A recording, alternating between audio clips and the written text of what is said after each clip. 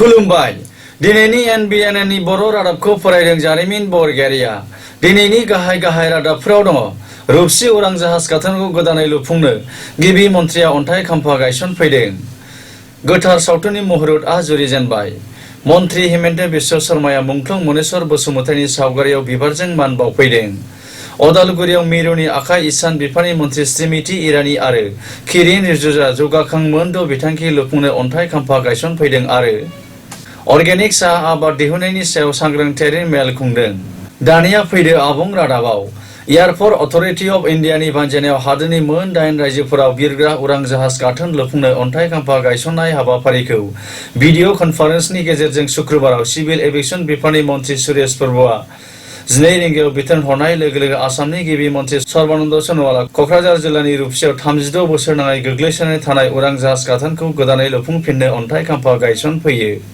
हाग्रामा महिलारी देव আৰু মাত্ৰ কেইটামান মুহূৰ্ত তেওঁলোক আমাৰ মাজত আহি উপস্থিত হ'বহি আৰু আনুষ্ঠানিকভাৱে আজি ৰূপসী বিমান বন্দৰ পুনৰ চালুকৰণৰ কাৰণে শিলান্যাস কৰিব আনুষ্ঠানিকভাৱে সেয়েহে দূৰ দূৰণিৰ পৰা অহা জাতি বৰ্ণ ধৰ্ম নিৰ্বিশেষে যিসকল ৰাইজ আমাৰ মাজত আহি উপস্থিত হৈছেহি তেওঁলোক আটাইলৈ আমাৰ বিনম্ৰ অনুৰোধ আপোনালোকে খন্তেক ধৈৰ্য সহকাৰে আসন গ্ৰহণ কৰি আমাৰ কাৰ্যসূচীসমূহ আগবঢ়াই নিয়া সহায় সহযোগিতা আগবঢ়াওক আপোনালোকৰ সহায় সহযোগিতা আমাৰ একান্ত কাম্য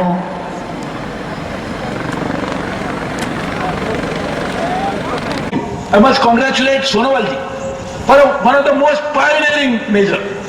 The first ever international Udan is launched with partnership with Assam and central government. And I must thank Sonowal ji for taking this momentous decision. The first ever flight from Guwahati will go to Dhaka, will go to Kathmandu, and this will bring in a new dimension to the Udan scheme of India. So you are the first state, Sonowal ji, the first state in the country to actually be partnering with us for this initiative. And not only you are first in this, you are first in many other areas. So I must congratulate you for doing this. I really request all the state government to join hands and make it happen.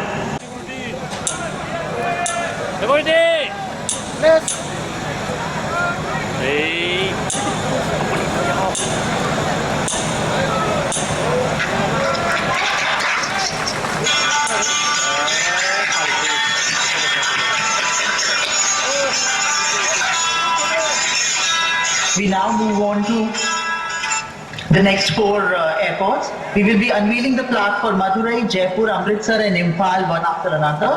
I would now request 1980 मायथाइयाव गायसननाय क'क्राझार जिल्लानि फरबर्डरा महकुमानि रुपसि एयारपर्टखौ गोदानै लुफुंनो अन्थाइ खाम्फा गायसननाय हाबाफारिजों लोब्बा लाखिनानै खुंफुंनाय गेवलां मेलाव आसामनि गिबि मन्थ्रि सर्बानन्द सोनोवालजों लोगोसे मन्थ्रि Chandran Brahma airport authority of इन्डियानि नर्थ इस्ट रिजननि एक्जिकिउटिभ डाइरेक्टर DK खामब्रा BTCनि गाहाय खुंगिरि हाग्रामा महिलारीजों लोगोसे सानजा बिलासपारा बियाबनि MLA अशोक सिंघि आरो धुबरी आरो गौरीपुर समष्टिनि MLAफ्राबो बाहागो लायो এটা নতুন ইতিহাস রূপসী এয়ারপোর্ট রিভাইভ করার কারণে হাগ্রামা মহিলাৰী ডাঙৰীয়াৰ নেতৃত্বত 2003 চনৰ 10 ফেব্ৰুৱাৰীত যেতিয়া বদৰ চুক্তিখন হৈছিল সেই চুক্তিতে স্বাক্ষৰিত হৈ পেলাই ৰূপসী এয়াৰপোৰ্টটো পুনৰ চালুকি কৰাৰ কাৰণে চুক্তিত দফা হিচাপে এটো অন্তৰ্ভুক্ত হৈ আছিল BTC চুক্তিৰ আৰু এটা দফা ৰূপায়ণ হ'বলগীয়া যেটো বাকি আছিল আজি আমাৰ মাননীয় মুখ্যমন্ত্ৰী সৰ্বানন্দ সোণোৱাল ডাঙৰীয়াৰ নেতৃত্বত এইটো আমাৰ আজি বাস্তৱত সম্পূৰ্ণ হ'ল এয়াৰপোৰ্ট হোৱাৰ পিছত কি হ'ব এই কথাটো আজিৰ নতুন যুগৰ আমি প্ৰজন্ম হিচাপে নিশ্চয় এইটো এটা প্ৰশ্নৰ কথা হ'ব নোৱাৰে এয়াৰপোৰ্ট হোৱাৰ লগে লগে এয়াৰ কানেক্টিভিটি অহাৰ লগে লগে অঞ্চলৰ যেটো অৰ্থনৈতিক যেটো অৱস্থা এটো যথেষ্ট ইয়াত ইকোনমি এক্টিভিটি বুলি যেটো কোৱা যায় বৃদ্ধি হ'ব এয়াৰ কানেক্টিভিটি অহাৰ লগে লগে যথেষ্ট আমাৰ দেশ বিদেশৰ পৰ্যটকসকল টুৰিষ্টসকল আমাৰ অঞ্চলত আহি পেলাই পৰিভ্ৰমণ কৰাৰ কাৰণে সুবিধা এটো আমি এই সুবিধাটো এতিয়া আহি যাব हमारे असम प्रदेश के जो वेजिटेबल्स हैं, फ्रूट्स हैं, वो ऑलरेडी दुबई में जा रहे हैं, हांगकांग में जा रहे हैं, जिससे कि यहाँ के किसानों की जो इनकम है वो बहुत बढ़ने वाली है आगे। तो ये एक बहुत ही सराहनीय कदम है जो हमारी ministry of civil aviation, airports authority of India और गवर्नमेंट ऑफ असम तीनों मिलकर कर रहे हैं। इसका आप सब लोगों का भी बहुत बहुत स्वागत है यहाँ पर इस फंक्शन में। और जो बे हाबाफारियावनो गाहाय आलासि महरै बाहागो लानानै आसामनि गिबि मन्थ्रि सर्बानन्द सनोवाला बुङो दि फैगौ सेप्तेम्बर दाननि गेजेरावनो रुपसि एयारपर्टनिफ्राय बिरग्रा दिङा बिरगोन होननानै बेसेन गोसा बिबुंथि होयो। जितु চলাচল এইটো অতি সোনকালে হ'ব বুলি আমাক জনাই আছো। তো আমাৰ কাৰণে খুব মানে গৌৰৱৰ কথা। এইটো হ'লে নিশ্চয় আমাৰ লোৱাৰ আসামৰ এটলিষ্ট বঙাইগাঁও, ধুবুৰী, কোকৰাঝাৰ এই তিনিখন জিলাৰ কাৰণে ইয়াৰ কানেক্টিভিটিটো খুব সুবিধাজনক হ'ব। ইয়াৰ পৰা আমি গুৱাহাটী যাবলৈ, ইয়াৰ পৰা বাগডোগৰা যাবলৈ বা ইয়াৰ পৰা কলকাতা যাবলৈ আমাৰ কাৰণে খুব মানে ইয়াৰ কানেক্টিভিটিটো খুব শৰ্ট হ'ব গুৱাহাটীতকৈ। এই অপরূপ দৃশ্য দেখি অভিভূত হব। গতিকে আগন্তুক দিনত হাজাৰ হাজাৰ পৰ্যটক দেশ বিদেশৰ পৰা আহিব, এই কথা নিশ্চিত। আৰু ব্যৱসায়, বাণিজ্য, শিক্ষা, স্বাস্থ্য, পৰ্যটন সকলো ক্ষেত্ৰতে জাকত জিলিকা অঞ্চল হিচাপে এই অঞ্চল গঢ় লৈ উঠিব। ভাৰতীয় জনতা পাৰ্টি সেইটোৱে বিচাৰে। মই বিটিচি মুৰব্বী হাগ্ৰামৰ মহিলাগৰাকীক অভিনন্দন জনাইছো।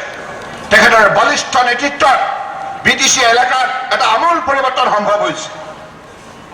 আজি বিটিচি এলেকাত তেখেতৰ কাৰ্যকালত ইয়াত ইউনিভাৰ্চিটি হৈছে, মেডিকেল কলেজ হৈছে, ইঞ্জিনিয়াৰিং কলেজ হৈছে, ফৰেষ্ট কলেজ হৈছে, এগ্ৰিকালচাৰ কলেজ হৈছে, স্পৰ্টছ কলেজ হৈছে, পলিটেকনিক ইনষ্টিটিউশ্যন হৈছে।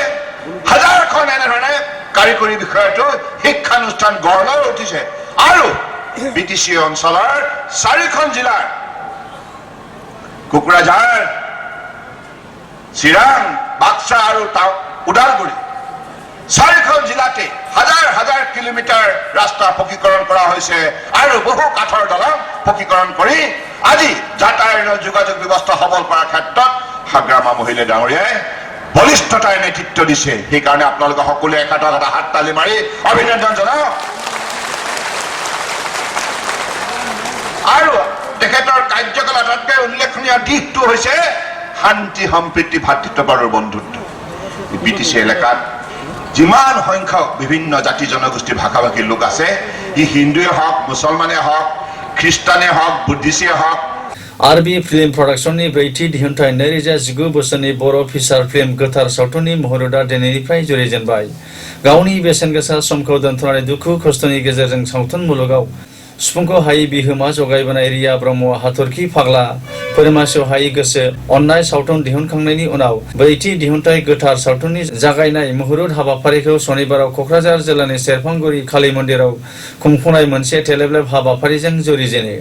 पंकज लाहारीनि लिरनाय सल' राजा नार्जारिनि डाइरेक्शन आरो आरबी फिल्म प्रडाक्शननि ब्रैथि दिहुनथाय गोथार सावथुनाव गाहायै फाव खालामदों जाफुंसार फावखुंगुर लिंसार बसुमतारी, फुजा मुसाहारि, रिया ब्रह्म, राजश्री आरो दांखो लोदोमोनहा।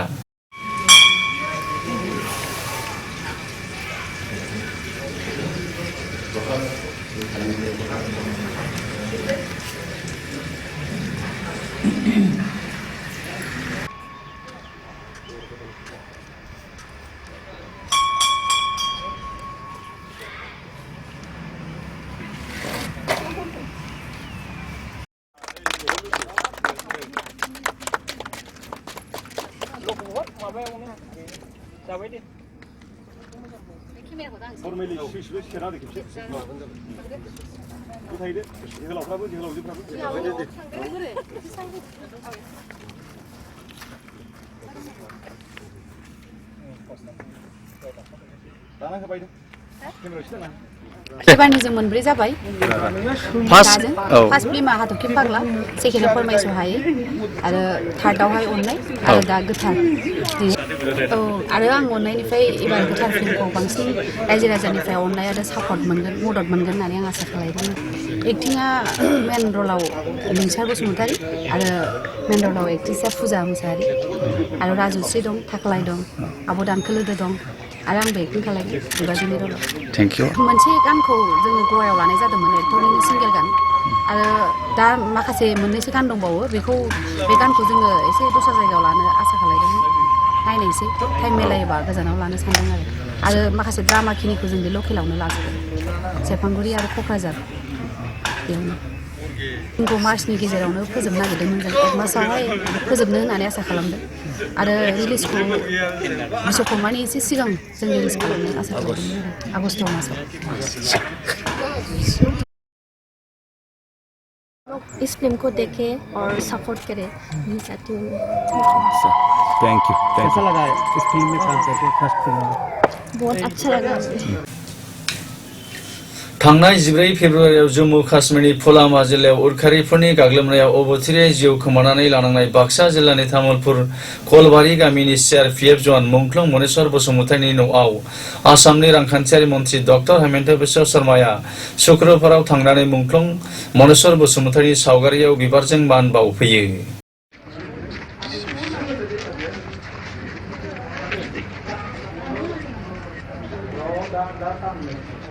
अदालगुरियाव मिरुनि आखाइ इसान बिफाननि मन्थ्रि स्मृति जुबिन इरानी आरो किरण रिजिजुआ शुक्रबाराव जौगाखां मोन' बिथांखि लुफुंनो अन्थाइ खाम्फा गायसनफैदों।